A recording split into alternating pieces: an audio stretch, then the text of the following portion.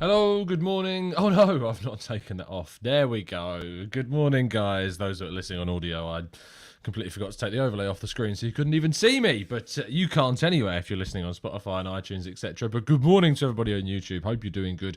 Hope you're doing well after Arsenal continued their fine form. 3 wins from 3. Chelsea, nah. Man United, nah. West Ham, who are they? We're getting wins wherever we go as Arsenal push towards a Champions League qualification spot. Still, surprisingly so. Didn't really think I'd be here, 4 games before the end of the season, still talking about it being a very real possibility that Arsenal could be playing Champions League football next year for the first time since we qualified last in the 2015-16 season. Yes, it has genuinely been that long. It's thinking about it. I started doing TGT in 2016. So TGT, since I've been doing it, has had 1 season of Champions League football. That's mad. That's kind of incredible. That's kind of mental when you consider it that way. That's how long it's been since we've really talked about Champions League football on TGT. So good morning to everybody. I hope that puts it into perspective for you. Let's jump into the chat and see who's here. Matt says, morning goodies. Matt's daily quiz. Which Arsenal player is the most player of the month awards? What, of all time or this season, Matt? Of all time? It's a really good question. Like, you'd probably say someone like Thierry Henry, of course, but I'm not sure who that would be. This season, I'm tempted to say Ramsdale has the most, but I'm not sure. Canoe says, morning to you. Morning to you, mate. Gooner, Greg, good morning. Mark, Anthony, Simon, Tulip, Paul, Tony, Sean. Good morning, guys. Kevin, Mark, Paul. Who else have we got in here? Afsar, Adam. We've got Mark Sampson in here as well. Also asking for clarification on the Player of the Month awards as well. Let's scroll down a little bit more. Viraj says, good morning to you. Hola, good morning. Tony, good morning to you, mate. Hope you're having a fantastic day. Loving the positivity in the poll. This morning's poll in the YouTube is whether or not you believe Arsenal will qualify for the Champions League this season. And happy to say that 93% of over 100 people that have already voted have said yes. Love that positivity chat box. Cam, good morning. Yes, it's ours to lose now. Martin says good morning. Good morning to you, mate. Christopher, good morning to you. And also to Shreyas and Aaron and John and Keith and AV and so many more that I have not got time, I'm afraid, to jump through the entire chat box. Good morning to everybody, though. Gladstone joining us from Canada at 4 a.m. in the morning. What are you doing, you mad person? You mad person. But thank you for joining me still. Do drop a like on the video, people, if you haven't done so already, and subscribe to the channel, of course, if you are indeed new. We do these shows at 8 a.m, 6 out of 7 days a week. Match reactions, breakdowns of transfers, which will be coming for you very soon when the season ends, and podcasts, of which there was one last night. I was joined by French and Owen and Albert to talk about yesterday's game in plenty of detail. And before we kick on with the news, I want to say a massive welcome to Kevin Robertson for joining up as a TGT member. Thank you so much for the response and the support, Kevin. And I'm sure you're going to get plenty of people welcoming you into the chat box as well. Massive, massive welcome. Let's kick off with today's stories, and as always, by telling you to go and subscribe to The Arsenal Way. We'll be live over there at 10 a.m. to break down more about yesterday's win over West Ham and what it might mean in the greater context of our season. 10 a.m. show, UK time. However, our first Arsenal story is that the celebration police have returned. Arsenal celebrating after their 2-1 victory at West Ham. Chris Sutton, goodness me, what a sad little life you lead. You've got all the manners of a reversing dump truck with no tyres on. If you get the reference, is there anything more British than that reference and that quip? There probably isn't, but if you're a Come Dine With Me watcher or just a social media watcher, you should know where that comes from. But Chris Sutton tweeting last night, Arsenal celebrating like they've won the league, and yet had previously tweeted several years ago saying, I think players should be allowed to celebrate with their support. It's an entertainment business. Fans pay money. Oh, goodness me. The level of hypocrisy from Chris Sutton moaning. I wonder if this was Spurs, if he would have said the same thing. I wonder if it was anyone else that they would have said the same thing. But it's just what it is. People don't like Arsenal winning. People don't like Arsenal being the team that look like they might get somewhere, because we've got a young, exciting team. Yes, sure, maybe we over-celebrate in some circumstances, but I don't care. It's about winning. It's about taking what you can get. And I'm really, really happy. Really, really happy that we're getting victories. And if it annoys other people, even better. Even better. Speaking about the celebration police, we kick off our first transfer story with Ruben Neves, who of course famously moaned about Arsenal celebrating like we'd won the league when we won at Molineux earlier on in the season, and then went to beat him again at the Emirates as well in a very, very, very important game. It turns out to be. Massive props to Pepe and Lacazette, of course, and Nketiah, who got the assist of Pepe's goal in that fixture. But Ruben Neves is said, according to a number of outlets now, that Wolves will be willing to allow him to leave in the summer for the right price. However much that may be, we don't know. But what we do know is that Bruno Lage has mentioned 100 million figure in his previous interviews. I don't think they get anything close to that. He's not worth anything close to that. I probably wouldn't pay more than 35, 40 million for Ruben Neves, to be honest. And if we are going to get quoted a fee that's significantly more than that, we should probably looking to spend nowhere near close to that and look elsewhere for possible midfield targets. But Wolves willing to sell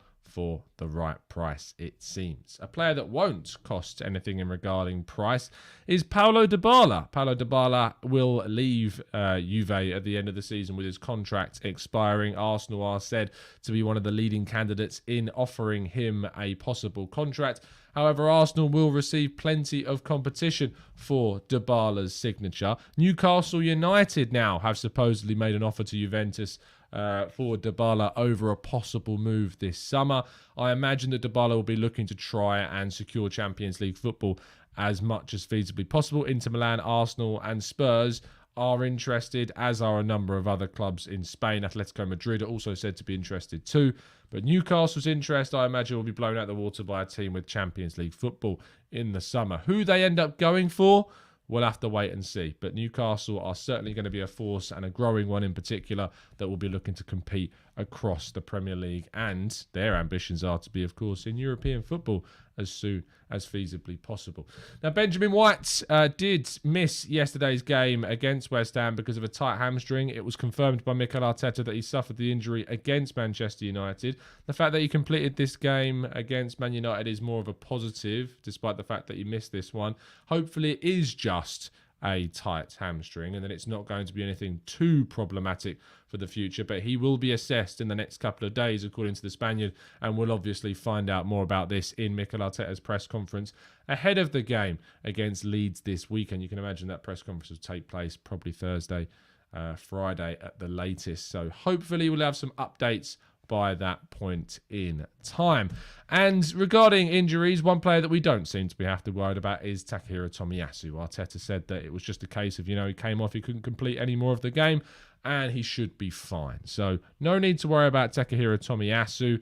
All your worry should be directed towards Ben White, that is for sure, because he's the one, as we know, that it is going to be really, really mad important if we do lose him. Fingers crossed we don't. Ben White is very much needed, and so is Tomiyasu. Bukayo Saka, of course, as well. Supposedly got into a little bit of a frustrated but back and forth with Arteta when he went down towards the end of the game, trying to waste time, asking for the physios to get called, and then when he got up, Arteta screaming at him to get back. And they had a little back and forth, supposedly, before he was brought off for Emile Smith-Rowe. I'm not surprised. Sometimes you have to do that. I probably would have taken off Martinelli in that moment, but I think Saka was brought off because he was just done by that point. But I don't think that's anything to worry about. It's just part of what a manager does. Sometimes you scream at your players to get back and defend, especially when we need to grab the 3 points and have everybody back possible to defend. So not an issue in that sense either. And our final and headline story of the day is that William Saliba has yet done another interview where he talked about his future. He says, "My wish is to finish the season well, to leave on a good note in case I don't come back. It would be my pleasure to come back no matter what. It's not as if I know I'm not going to come back. It's Marseille. It's my club." Now, this has been taken in two possible ways. It's been taken in a positive way, him saying, that he wants to finish the season strongly in case he doesn't come back because he might be staying at Arsenal. And then the other way, which is talking about Marseille being his club and that, he's very much made himself a home there. He's been there a year, he's been there for one season. And when you're playing there for a full season, you've got that commitment, you've got that assurance from the players and the coaches around you. It's going to feel like home. You're not going to want to move on.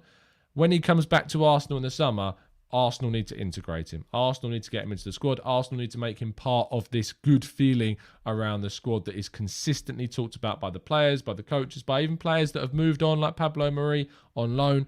It is a very good environment for young players, is Arsenal right now. Saliba needs to be welcomed into that group. And fingers crossed we can see that happen. He didn't have the best of games, actually, if you watched the Marseille-Lyon match yesterday. But I think that it's getting to a point in the season where we're seeing him across a whole year, 20 years of age. He's going to make errors, he's going to make mistakes, but getting him into the Arsenal team for next season, getting him coached in this group of defenders is going to cause a massive improvement, fingers crossed, in his game moving forwards. And that completes today's news, which means we're going to move into the chat box and, of course, your questions as well. So if you have indeed got any questions that you would like to ask, get them into the chat box now, because we're going to be going through them after this short break.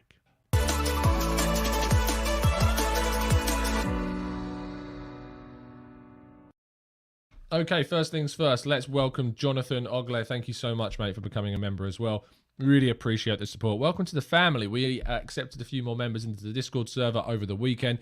If you want to join our Discord server, it's like this chat box, just 24/7. It's great. It's a wonderful community that certainly enjoyed themselves on Sunday. That's for sure. So link always in the description if you want to join up with Jonathan and the rest of the TGT gang. But let's jump into the chat and let's see what you guys are saying regarding our poll that we put up at the start of the show.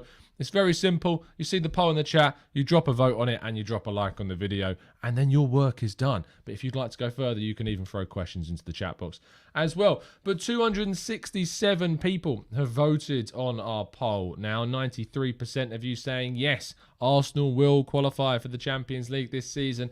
Love that positivity, guys. Really appreciate that. It's always been a positive channel, always been an optimistic place to be, and we're looking forward to hopefully securing top 4 as well. Let's scroll up and get some of the questions from a little bit earlier on, and then we'll scroll back down again. Benji says, in their prime, who are you taking? Alexis Sanchez, Eden Hazard, or Diego Forlan? Wow, that's an interesting 3. I mean, I lean towards, for obviously nostalgic purposes, Alexis Sanchez, but there's no doubt in my mind that Eden Hazard was just a phenomenal player, and I would be very tempted to say Eden Hazard over Alexis Sanchez personally. I just think Eden Hazard's been one of my favourite players, and when he was playing at Lille, I was so willing and wishing him to join Arsenal. I think when I first created my Twitter account, one of the first accounts I followed was a Hazard's to Arsenal campaign account. So that kind of tells you how much I really wanted him at the club, and I was gutted that we didn't get him. But yeah, I'll still probably stick with Eden Hazard of the 3. Bernard says, would you buy Jesus and Dybala? I think they're both very, very good signings if we were to make them. Imagine just adding those 2 players to the club. You've got 2 players that play regularly for 2 top teams, score plenty of goals, create plenty of goals as well, versatile, can play in multiple positions. I think they'd be 2 absolutely brilliant additions to the Arsenal squad in the summer. Going down a little bit more, Declan Rice must be ashamed, says Sartvik. Pick on someone your own size. I saw a lot of people pointing out that he said something like, who even are you, sort of thing, to Nketiah, despite the fact that they used to be in the Chelsea Academy together. He knows very well who Eddie Nketiah is, and it's just a bit cowardly, really, is Declan Rice in that moment. Jonathan, and welcome to the crew, asks his first question as a TGT member. What was wrong with Declan Rice yesterday, picking on Eddie? All I could interpret was the Cockney word, shut up. Love the fight in this team. As I've said, it's a nothing. It's a nothing. At the end of the day, West Ham and Declan Rice are falling away from what their ambitions were. They're not well placed to progress in the Europa League at this moment in time. I don't really care if they do or not. I've got a few friends who are West Ham fans who I'd be very happy for if they did, but Declan Rice did not cover himself in glory. That's for sure. Gingy Beats joining us from Israel says, did we finally find some stability in our captaincy department after having some really bad time with the leadership? I think we've got multiple leaders in the team, Gingy. I really do. I think that we've got players like Xhaka, of course, who remains very much a figurehead and putting himself forward for the captaincy in an interesting interview yesterday. Whether or not we would do that is going to be a debate, I think, worth having this week. But that's certainly a very, very interesting one. Who else have we got? We got Martin Odegaard, we got Kieran Tierney. I think Ramsdale is a leader as well from the back. I think Ben White has proven to be a leader. Tomiyasu in his performances has been a leader. I think you've got characters like Saka and like Gabriel Martinelli that also do really good jobs. Lacazette, outside of playing in the first team because he's not doing that much, is definitely being more of a leader too off the field with the group. You can see how happy he is. I think El Nenny's been a leader this season when he's been called upon. You know, his leadership roles in the midfield has been excellent. His experience, his camaraderie has been so valued by this team. So I'm sure I'm missing players, but Rob Holding has even come in and worn the armband at times this season too. I think that we've got a group where there's lots of personalities that are willing to step forward, whereas before we had a group that where people were shying away and, shelving responsibility. So I'm very happy with the way that the squad is right now. Amir says, Tom, if we get top 4, would Mikel have a chance of winning manager of the season? I think he'd have a very, very good chance. You know, he's won not one but 2 Manager of the Month awards so far. We've started off May in a really, really solid way. If we win the rest of our games, including in the North London Derby, you'd imagine that he'd probably be up for Manager of the Month award again for May. We've got a huge month of football. If we can win the North London Derby, if we can qualify for the top 4, he will be certainly up there. But I think that also you've got to look at other teams that have had really quite mad seasons. I think Eddie Howe is in with a shout of getting Manager of the Season award. I know he came in late, but what he's managed to do and turn that Newcastle side around that were without a win. They didn't have a win all season before he took over. So I think that's quite incredible. Jurgen Klopp, Pep Guardiola, we know both of them are going to be up there. And if Jurgen Klopp manages to win more than just a couple of trophies, he's certainly going to be up there as well. But Arteta would be in the frame for Manager of the Season if he was to get top 4 with this exceptionally young Arsenal team. Udbav says, should Saliba start? No, he doesn't start over White. He doesn't start over Gabriel right now. He comes back and he fights for his place, but he doesn't start over any of our starters so far. Chris says, with Xhaka playing so well and being so hard to replace, would it maybe be an idea to invest in a younger player? Chris, I think he's hard to replace, but I think that's going to be the challenge that Arsenal must succeed in this summer. We need to be pushing for players like Milinkovic-Savic. We need to be pushing for players like Tchouaméni. We need to look at these players and think, well, they're better than what we have. They're the players that we need to go out and try to sign. Anthony says, what did you make of Bowen's dive? If there was contact made by Ramsdale, it was definitely getting a red. It really wasn't a dive. I mean, it wasn't going to be it shouldn't have been a red if it was going to be a challenge because the ball was going out of play. It wasn't a clear goal-scoring opportunity, which is the way in which it's described, and whether it's not it's given as a red or yellow card. But he did dive. He completely went down, and the ball was going off the field anyway. So it wouldn't have been a red card. What I would say is that Ramsdale needs to be a little bit more sensible in the games that are remaining. It was a bit of I think he thought he was going to get to the ball and he didn't. Neither of them did in the end. So we'll have to wait and see what happens. Paul, new European football is guaranteed. It's obvious our squad is too small and there will be opportunities for squad rotation. How many players do we need to bring in? I mean, Edu spoke about in that interview that we need 22 players. And I think when you look at the Arsenal squad, we can estimate how many players that means we're going to need to sign and bring through in the summer. If we think about it, we've got Aaron Ramsdale. Leno's going to go, but we know that Leno's going to be replaced by Matt Turner in the summer. So that's 2. Kieran Tierney 3. Ben White 4. Gabriel 5. Holding, I think, will stay now. 6. Cedric doesn't seem like he's going anywhere. 7. Tomiyasu 8. Tavares 9. Partey 10, Saka 11, Odegaard 12, Smith Rowe 13, Lokonga 14, El Neni, who knows, maybe 15, so we're on 14 and a half. Let's say 14 and El Neni's going to move on. Xhaka 15, Lacazette no, Pepe's not sure, and Nketiah not sure. Martinelli 16, that's 16. And I've said I'd take 5, maybe 6 signings in the summer. We've got players to come back. William Saliba could be that 16th or 17th player in the summer. You've also got a player like Ainsley Maitland-Niles, Balogun. We don't know what's going to happen with them. Balogun, you think, could become 17. And all of a sudden, that's 5 spaces. But we know that I think that Marie's going to go. Guendouzi's gone. Torreira's gone. Mavropanos is going to be gone. Reece Nelson and Maitland-Niles, I think, will also be gone. So I think that, Bellerin's gone too. Runarsson, I think, will go as well. I think that you could think about 5 players. Is probably around the right number that we need to be looking to bring in this summer, but also you've got young players coming through that can take some of those spots. But 5 signings for me is what I would be looking to bring in the summer. Matt G says, Tom, what are our top 4 chances now according to the prediction algorithm? 538 is the website that used their prediction algorithms.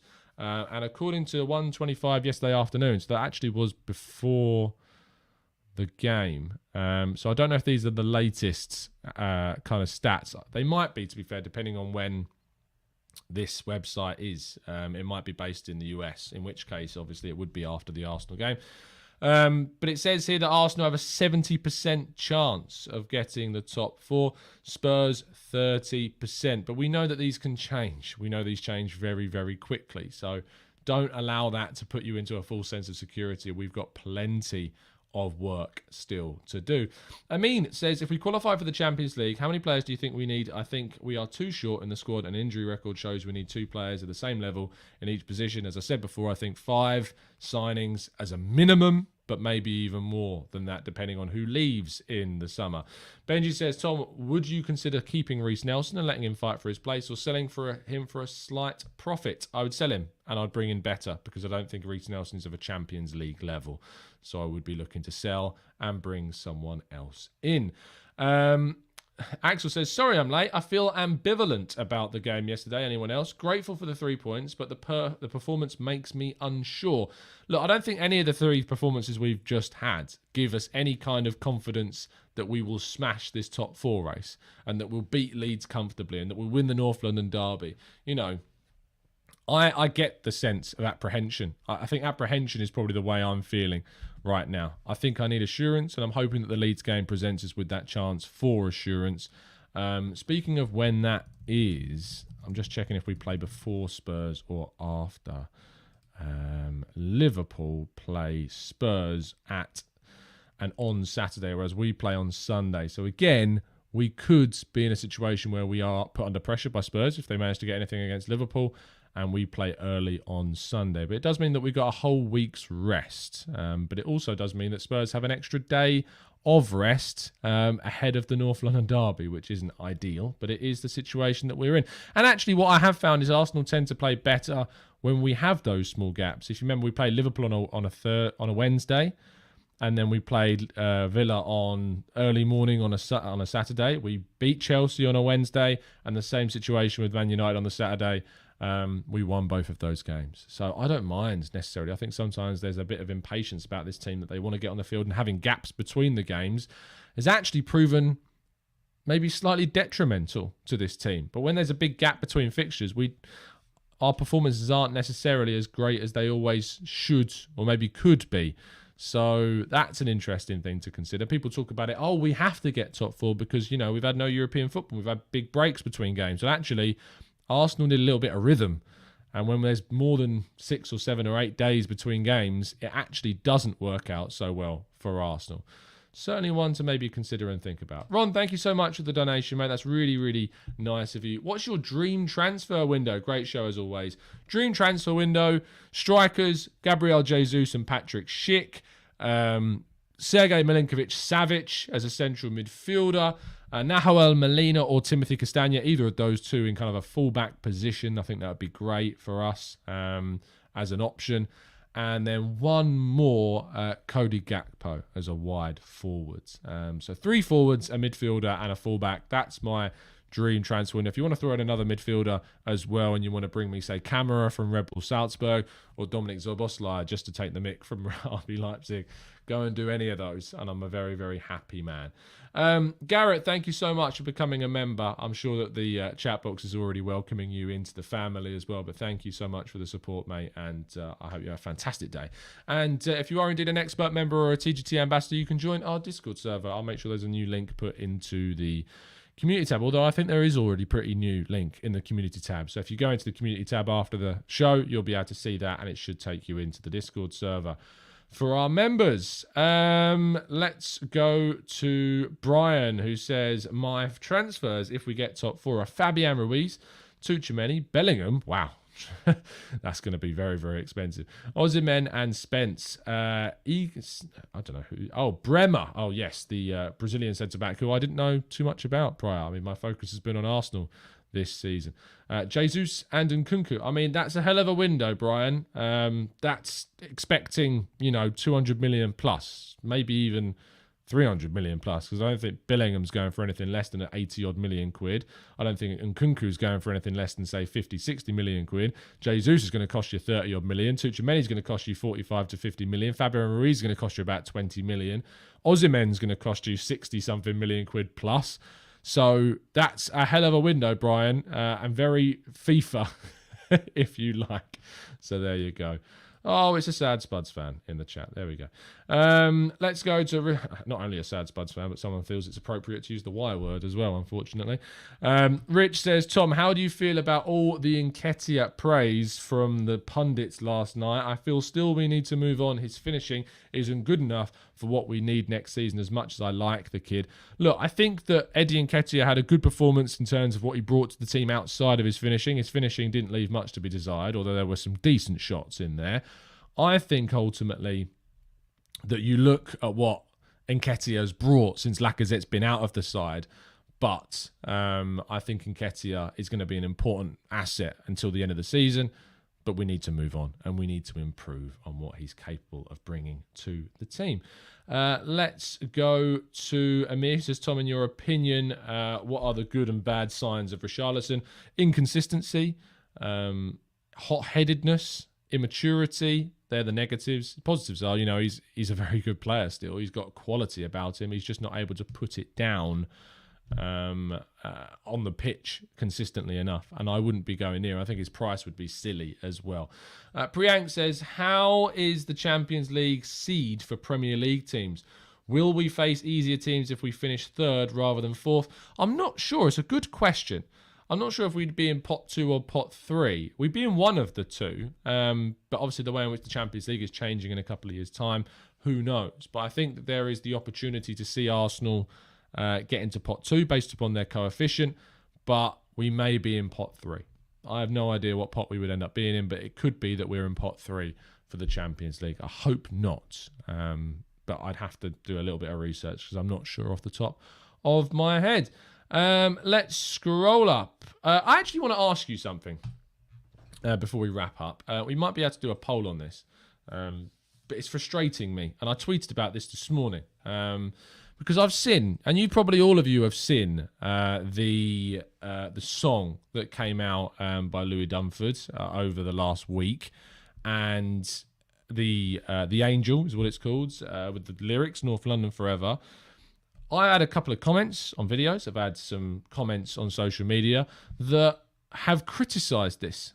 I've seen people call the song cringe. I've seen people complain that they won't sing it, that they outright refuse to sing the song, that it's a bit odd. I mean, I'm really frustrated by this because, it was a song made by a local lad to North London that, made his video on a budget. He's an up-and-coming artist. I think that the video uses a lot of his home family videos, it looks like, as well, from his inner circle of where he's lived. And the amount of people that I've seen still complain. Can we never be happy? Can we genuinely just not enjoy something? Are we not allowed to do that? Do people have to find something to complain about, something to be upset about, something to be miserable about? It's a real shame that I think that this song's being criticised by some people. It's a great anthem. It's a great bit of work. It's very nostalgic. I think it's great. I think it's unifying. I think there's something really strong about Arsenal fans all over the world enjoying this song. There are fans that are abroad that don't get to go to games, that have never been to, maybe never even seen North London. And, this is North London from the perspective of one person. And one person can't speak for everyone that's lived in North London. One person can't speak for everyone's experiences. And so the person is singing from the perspective of of Louis or Lewis. Sorry if that's the wrong pronunciation. I always get Louis and Lewis is the wrong way around. There's a great Michael McIntyre sketch about that. And I just can't get my head around it. I can't get my head around the need to not just look at something for the beauty of it and for what it could bring. And, you know, not that I'm jealous of the You'll Never Walk Alone song, but I love that unifying thing. I'm not a Liverpool fan, far, as you know, far from it. But when I watch Liverpool games, and I don't think Anfield by any means is a cauldron of noise throughout the 90 minutes, but, you know, there is that magic about that song. And Arsenal, I feel we've had some great songs. We've had some great moments. We've had some great atmospheres. And I think the Emirates this season has certainly turned things around. And I think if you consider the way in which Mikel Arteta has worked towards the connection between the players and the fan base, and the work that's gone on between the players and the fans this season, it's a different place. It's a different place, is the Emirates.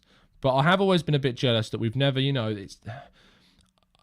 there's just something. There's just something about wanting that unifying collective noise, and it's really frustrated me that this has been criticised, because I think people are forgetting the context of what this is. This wasn't a song made by, you know, a collection of people coming together that don't live there or don't have their own experiences.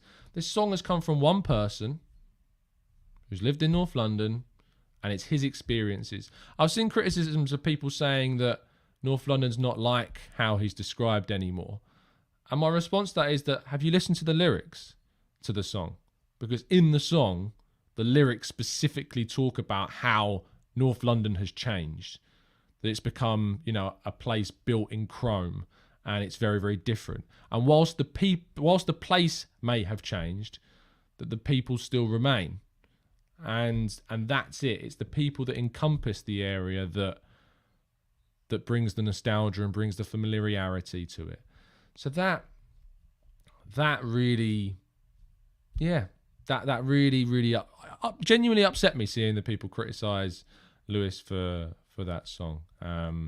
And yeah, I need to listen to some more of his stuff. And I know a lot of people have reached out to him as well, but it's a real shame. I think it's a real shame that people can't contextualise and can't think, okay, this is one person's perspective. You may relate to it more than others. You may have lived in other parts of North London. You may have lived elsewhere. You may have lived through different experiences. This is one person's perspective. And, you know, the Arsenal fan base has latched onto it. So, yeah.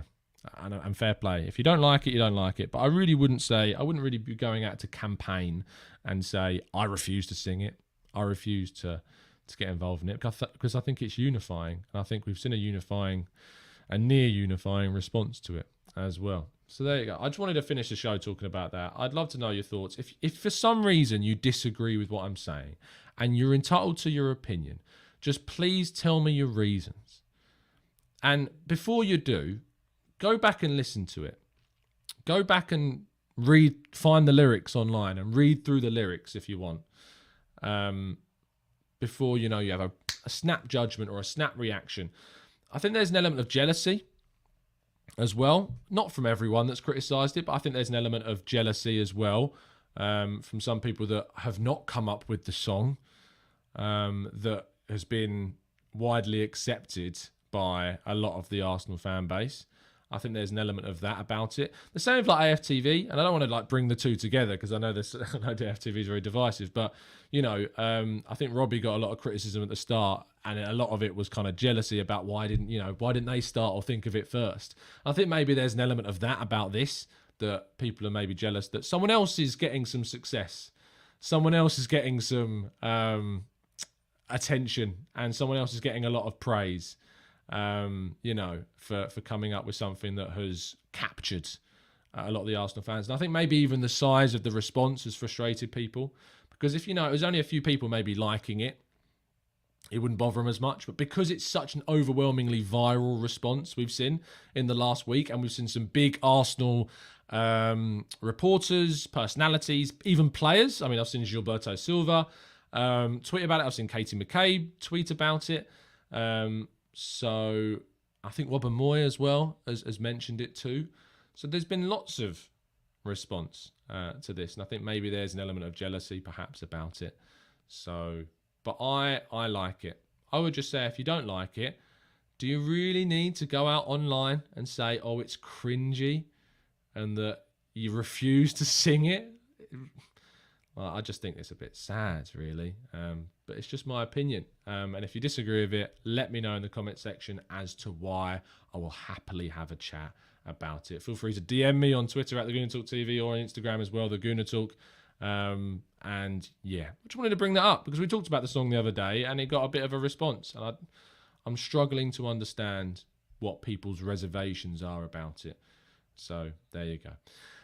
Thank you so much for tuning in. As always, do drop a like on the video if you've enjoyed it, and subscribe to the channel if you are indeed new around here. As I said, I'm very, very open as a person to being disagreed with, so do come and tell me your reasons if you do feel differently to the way I feel about it. So and tell me why. Have a great day, people. I'll see you at 10 a.m. over on the Arsenal Way. And I believe there'll be a Arsenal lounge tonight, although I don't know if all of us will be there. We'll have to wait and see. But I'm sure I'll retweet it onto the timeline, and you'll be able to find us at 8 p.m. rather tonight if we indeed are. See you soon, guys. Have a great day. And as always, up the Arsenal.